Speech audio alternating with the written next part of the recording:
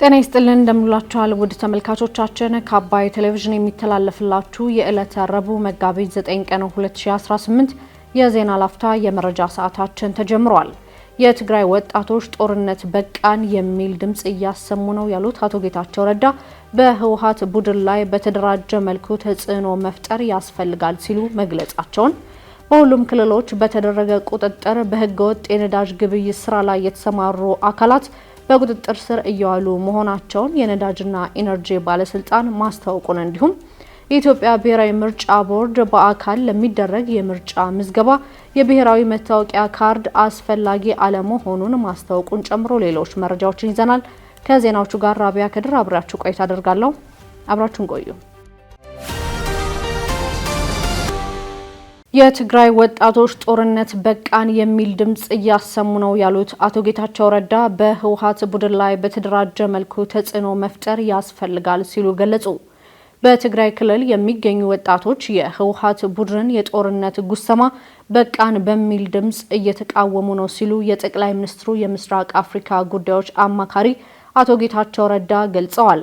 አቶ ጌታቸው በአዲስ አበባ የሚኖሩ የትግራይ ወጣቶች ባዘጋጁት የውይይት መድረክ ላይ ተገኝተው ባደረጉት ንግግር ትግራይ ውስጥ ያለው ወጣት አሁንም ጦርነት በቃን የሚል ድምጹን እያሰማ በመሆኑ ጦርነት የሚሰብከው ቡድን ሰላም በሚል ቃል ልናሸንፈው ይገባል ብለዋል። አማካሪ ሚኒስትሩ ባለፉት 30 ዓመታት ጦርነትን በመሸሽ የተጀመረው ስደት ወጣቶች ሀገራቸውን ጥለው እንዲሄዱ ማድረጉን አስታውሰው አሁን ባለው ሁኔታ በትግራይ ውስጥ ያሉ ወጣቶች ተሰደው ለማለቅ 3 ዓመት እንኳን የሚፈጅባቸው እንደማይመስላቸው በመግለጽ የሁኔታውን አሳሳቢነት አብራርተዋል።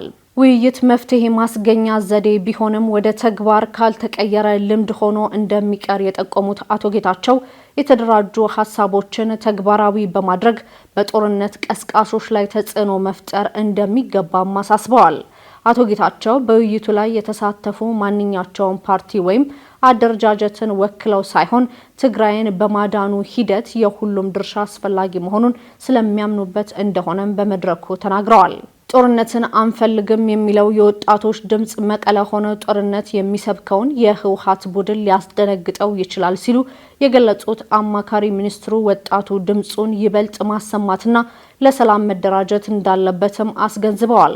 የህወሓትና የሻዕቢያ ቡድን የሚያደርጉትን የጦርነት ዝግጅት የትግራይና የኤርትራ ህዝቦች አይደግፉትም ሲሉ የገለጹት ደግሞ በመድረኩ ላይ የተገኙት ብርጋዴር ጀነራል ጎሽ ገብሬ ናቸው።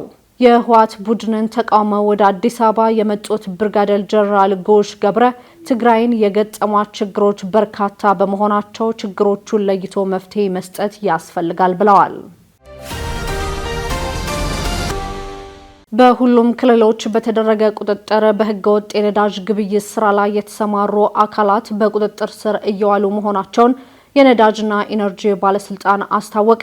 በመካከለኛው ምስራቅ የተፈጠረው ቀውስን ተከትሎ መንግስት የነዳጅ አቅርቦቱ እንዳይቋረጥ በልዩ ሁኔታ እየሰራ እንደሚገኝ የነዳጅና ኢነርጂ ባለስልጣን ዋና ዳይሬክተር ዶክተር ደስታው መኳንንት አስታውቀዋል። የተፈጠረውን ችግር መሰረት በማድረግም ከሁሉም ክልሎች ባለድርሻ አካላት እንዲሁም ከጸጥታ አካላት ጋር በሀገር አቀፍ ደረጃ ሊደረጉ ስለሚገባቸው የጥንቃቄና የቁጥጥር እርምጃዎች የጋራ አቅጣጫ መቀመጣቸውን ኃላፊው ለፋና ተናግረዋል። በክልሎች በተለይም በማደያ ደረጃ የሚደረጉ የክትትል ስራዎች መጠናከራቸውን ዳይሬክተሩ ገልጸው እያንዳንዱ ማደያ የቀረበላቸውን ነዳጅ በተቀመጠው የግብይት ስርዓት ብቻ ግብይት እንዲፈጽሙና ለህዝብ ማመላለሻ ተሽከርካሪዎች ደግሞ ቅድሚያ ሰጥተው እንዲያሰራጩም አሳስበዋል። ከመደበኛው የነዳጅ መያዣ ታንከር ውጪ ተጨማሪ በማሰራት ነዳጅን ያለአግባብ እንዲባክን በሚያደርጉ አካላትና የኮንትሮባንድ እንቅስቃሴን መከላከል ላይ በትኩረት እንዲሰራ አቅጣጫ መቀመጡንም ዶክተር ደስታው አንስተዋል። በሁሉም ክልሎች በተደረገ ቁጥጥር በህገወጥ ስራ ላይ የተሰማሩ አካላት በቁጥጥር ስር እየዋሉ መሆናቸውንም ጠቁመዋል። እስካሁን ድረስ የአቅርቦት ችግር አለማጋጠሙንም አስረድተዋል። የዓለም አቀፍ የግብይት ስርዓቱ ወደ ተረጋጋ ሁኔታ እስኪመጣ ድረስ የህብረተሰቡን የመግዛት አቅም ግምት ውስጥ በማስገባት መንግስት ከፍተኛ ድጎማ እያደረገ እንደሆነና ለናፍጣ በሊትር እስከ 98 ብር እንዲሁም ለቤንዚን እስከ 73 ብር ድረስ እንደሚደጉምም አመላክተዋል። በተመሳሳይ አጋጣሚውን በመጠቀም በህገወጥ የነዳጅ ግብይት ላይ የሚሰማሩ አካላት መንግስት እርምጃ እየወሰደ እንደሚገኝና ማህበረሰቡም እንደዚህ አይነት ድርጊቶችን ሲመለከት ጥቆማ መስጠት እንዳለበትም ዳይሬክተሩ አሳስበዋል። አሁን ያለው ወቅታዊ ሁኔታ ሙሉ ለሙሉ እስኪቀረፍ የነዳጅ አጠቃቀምን አስመልክቶ ከመንግስት በኩል የሚሰጡ ምክረ ሀሳቦችን በአግባቡ መተግበር እንደሚያስፈልግም ዋና ዳይሬክተሩ አብራርተዋል። የኢትዮጵያ ብሔራዊ ምርጫ ቦርድ በአካል ለሚደረግ የምርጫ ምዝገባ የብሔራዊ መታወቂያ ካርድ አስገዳጅ አለመሆኑን አስታወቀ። የኢትዮጵያ ብሔራዊ ምርጫ ቦርድ ለምርጫ ምዝገባ የብሔራዊ መታወቂያ አስገዳጅ የሚሆነው ዜጎች በዲጂታል አማራጮች በሚመዘገቡበት ወቅት ብቻ መሆኑን አስታውቋል። አንድ ሰው በራሱ ስልክ ወይም ኮምፒውተር በመጠቀም በድረገጽ አማካኝነት ለመመዝገብ ቢፈልግ ማንነቱን ለማረጋገጥ የፋይዳ ባዮሜትሪክ መረጃ ወይም ፎቶግራፍና አሻራ ወሳኝ ናቸው ሲል የቦርዱ ሰብሳቢ ሜላትወርቅ ኃይሉ ተናግረዋል። ሰብሳቢዋ ይህንን የጠቀሱት የብሔራዊ መታወቂያ ለምዝገባ አስፈላጊ የሚሆንበትን ምክንያትና ያሉትን አማራጮች ባሳወቁበት ወቅት ላይ ነው። ይህ አሰራር በዋናው የምርጫ ሕግ አዋጅ ቁጥር 1162 ላይ የተደነገገ ማሻሻያ አካል መሆኑንም የጠቀሱት ሰብሳቢዋ ራስን በራስ የመመዝገብ መብትን ተግባራዊ ለማድረግ በዲጂታል አገልግሎት ፋይዳን መጠቀም የግድ እንደሚል ጠቁመዋል። በሌላ በኩል ደግሞ በመደበኛ አሰራር ወደ ምርጫ ጣቢያዎች በአካል በመሄድ ለሚከናወን የምዝገባ ሂደት ላይ የብሔራዊ መታወቂያ መኖር ግዴታ ለመሆኑን ቦርዱ አስታውቋል። በአካል ለሚመጡ ዜጎች በብሔራዊ መታወቂያ መመዝገብ የሚችሉ ሲሆን የብሔራዊ መታወቂያ የሌላቸው ዜጎች ደግሞ በመደበኛው የነዋሪነት መታወቂያ መመዝገብ ይችላሉ ብለዋል። ከዚህም ባለፈ የነዋሪነት መታወቂያ የሌላቸው ወይም ማቅረብ የማይችሉ ዜጎች በምስክር አማካኝነት ማንነታቸውንና ነዋሪነታቸው ተረጋግጦ መመዝገብ የሚችሉበት አሰራር እንዳለም ተገልጿል።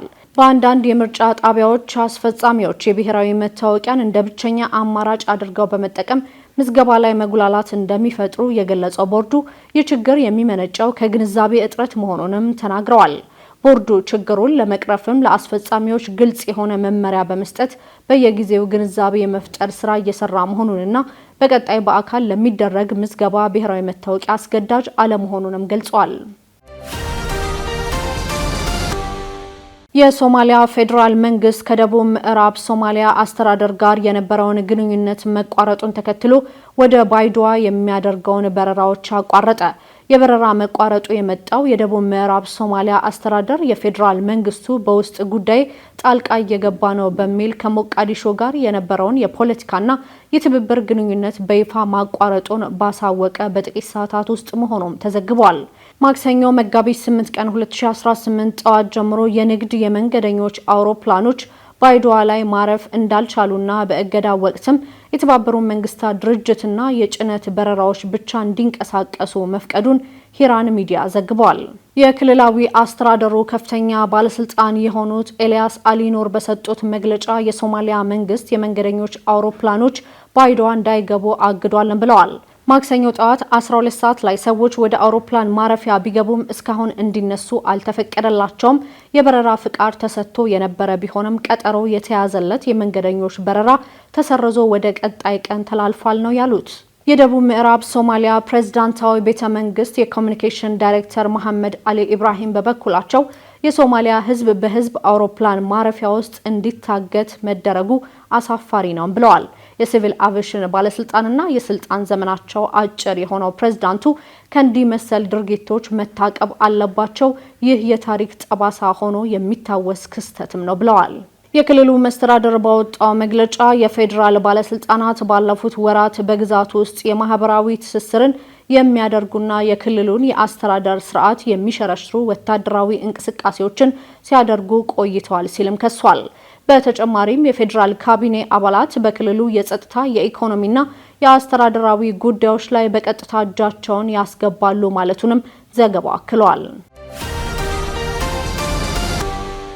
የደህንነት ኃላፊዋ የተገደሉባት ኢራን የአጸፋ እርምጃ እንደምትወስድ ስትዝት የአሜሪካው ባለስልጣናት ደግሞ የኢራኑን ጦርነት ተቃውሞ ስልጣናቸውን ለቀቁ። የኢራን ጦር አዛዥ አሚር ሀታሚ በእስራኤል የአየር ጥቃት የደህንነት ኃላፊው አሊ ላርጃኒን መገደላቸውን ተከትሎ ወሳኝ የአጸፋ እርምጃ እንደሚወስዱ ዝተዋል። በሌላ በኩል ደግሞ አሜሪካና እስራኤል በኢራን የከፈቱትን ጦርነት ተከትሎ የአሜሪካ ከፍተኛ ባለስልጣን የሚካሄደውን ጦርነት ተቃውመው ስልጣናቸውን ለቀዋል። ዝርዝሩን ዘሮፋኤል ሀብታሙ እንደሚከተል ያስደምጠናል። አብራችሁን ቆዩ። የደህንነት ኃላፊ የተገደሉባት ኢራን የአጸፋ እርምጃ እንደምትወስድ ስትዝት፣ የአሜሪካው ባለስልጣን ደግሞ የኢራኑን ጦርነት ተቃውሞ ስልጣናቸውን ለቀቁ። የኢራን ጦር አዛዥ አሚር ሀታሚ በእስራኤል የአየር ጥቃት የደህንነት ኃላፊዋ አሊ ላሪጃኒ መገደላቸውን ተከትሎ ወሳኝ የአጸፋ እርምጃ እንደሚወስዱ ዝተዋል። ለወንጀለኛው አሜሪካና ደም ለተጠማው የጽዮናዊ አገዛዝ በተገቢው ጊዜና ቦታ ወሳኝ የሚያሽመደምድ ጸጸት ውስጥ የሚጥል ምላሽ እንሰጣለን ሲሉ ሀታሚ በሰጡት መግለጫ ላይ ተናግረዋል። አክሎም የላሪጃኒና የሌሎች ሰማዕታት ሞትን እንበቀላለን ብለዋል። ከኢራን ጦር ኃይል የተለየ ወታደራዊ ክፍል የሆነው እስላማዊ አብዮታዊ ዘብ የላሪጃኒ ሞትን ለመበቀል ወደ ማዕከላዊ እስራኤል ሚሳኤሎችን መተኮሱን የኤኤፍፒ የዜና ወኪል ዘግቦታል። የኢራኑ ብሔራዊ ደህንነት ጠቅላይ ምክር ቤት ዋና ጸሐፊ አሊ ላሪጃኒ ሰኞ ለማክሰኞ ሌሊት በእስራኤል በተፈጸመባቸው ጥቃት ከልጃቸው ጋር መገደላቸው ታውቋል። ላሪጃኒ በኢራን መንግስት ውስጥ ከፍተኛ ተሰሚነትና ከሟቹ ጠቅላይ መሪ ጋር የጠበቀ ግንኙነት ካላቸው የሀገሪቱ ተጽዕኖ ፈጣሪ ፖለቲከኞች መካከል ቀዳሚ ናቸውም ተብሏል። እስራኤል የላሪጃኒ መገደልን ቀድማ ያሳወቀች ሲሆን የመከላከያ ሚኒስትሯም ከፍተኛ የኢራን ባለስልጣናትን እያደኑ ማጥፋታቸውን እንደሚቀጥሉም ተናግረዋል። የጦርነት ሂደቱ በቀጠለበት በአሁኑ ወቅት ደግሞ የዩናይትድ ስቴትስ ብሔራዊ የጸረ ሽብርተኝነት ማዕከል ዳይሬክተር በኢራን ውስጥ እየተካሄደ ያለውን ጦርነት በበጎ ሕሊና መደገፍ አልችልም በማለት ስልጣናቸውን መልቀቃቸውን በማህበራዊ ሚዲያ ላይ ባጋሩት መልእክት አስታውቀዋል። ጆን ኬት ኃላፊነታቸውን መልቀቃቸውን ለፕሬዚዳንት ትራምፕ ባሳወቁት ደብዳቤ ኢራን በሀገራችን ላይ ምንም አይነት ተጨባጭ ስጋት አልደቀነችም፣ ይህንን ጦርነት የጀመርነው በእስራኤልና በአሜሪካ ባሏት ሀያል ደጋፊዎች ግፊት መሆኑ ግልጽ ነው ብለዋል። ዶናልድ ትራምፕ 3 ጊዜ ለፕሬዚዳንትነት ሲወዳደሩ ይዘው የተነሷቸውን ፖሊሲዎች ደግፈው ከጎናቸው እንደቆሙ ያስታወሱት ጆ እስከ 2025 በመካከለኛው ምስራቅ ውስጥ የተካሄዱት ጦርነቶች የአሜሪካውያንን ሕይወት የቀጠፉና የሀገሪቱን ሀብት ያሟጠጡ መሆናቸውን ትራምፕ ይረዱ እንደነበር በማለት አስታውሰዋል። በ11 ውጊያዎች ላይ እንደተሳተፈ የቀድሞ ወታደርና በእስራኤል በተፈበረከ ጦርነት ውድ ሚስቱን እንዳጣባል ቀጣዩ ትውልድ ለአሜሪካ ጥቅም በማያስገኝና የሚከፈለው ዋጋ አሳማኝ ወዳልሆነ ጦርነት መሄዱን መደገፍ አልችልም በማለት ጦርነቱን በአጽንኦት ተቃውሞታል። አሁን ስልጣናቸውን በፍቃዳቸው የለቀቁት ጆን ኬት በትራምፕ ተመርጠው በአሜሪካ ሴኔት ለቦታው ብቁ ናቸው ተብሎ ተቀባይነት ያገኙት ባለፈው ዓመት ሐምሌ ወር ላይ እንደነበር ይታወሳል። ይህ በእንዲህ እንዳለ በኢራቅ ዋና ከተማ በባግዳድ በሚገኘው የአሜሪካ ኤምባሲ ቅጥር ግቢ ውስጥ ዳግም ሌላ አዲስ ጥቃት መፈጸሙ ተሰምቷል። በኤምባሲው አካባቢ ፍንዳታ እንደደረሰ ኤኤፍፒና የሮይተርስ የዜና ኤጀንሲዎች ረቡዕ ማለዳ ዘግበውታል። ኤጀንሲዎቹ የጸጥታ ምንጮችንና በከተማው የሚገኙ የኤፍፒ ጋዜጠኞችን ጠቅሰው የዲፕሎማቲክ ማህበረሰብ መገኛ በሆነው አካባቢ በሚገኘው የአሜሪካ ኤምባሲ አቅራቢያ ፍንዳታ መስማታቸውን አስታውቋል። ጦርነቱ ከተጀመረበት ጊዜ አንስቶ የአሜሪካ ኤምባሲ በተደጋጋሚ ጊዜ ጥቃት እንደደረሰበት ይታወቃል። የተለያዩ መረጃዎችን ያደረስንበት የዕለቱ የዜና ላፍታ የመረጃ ሰዓታችን የተከታተላችሁትን ይመስል ነበር። ውድ ተመልካቾቻችን አብራችሁን ስለነበራችሁ ደግሞ ከልብ እናመሰግናለን። በያላችሁበት መልካም ቀን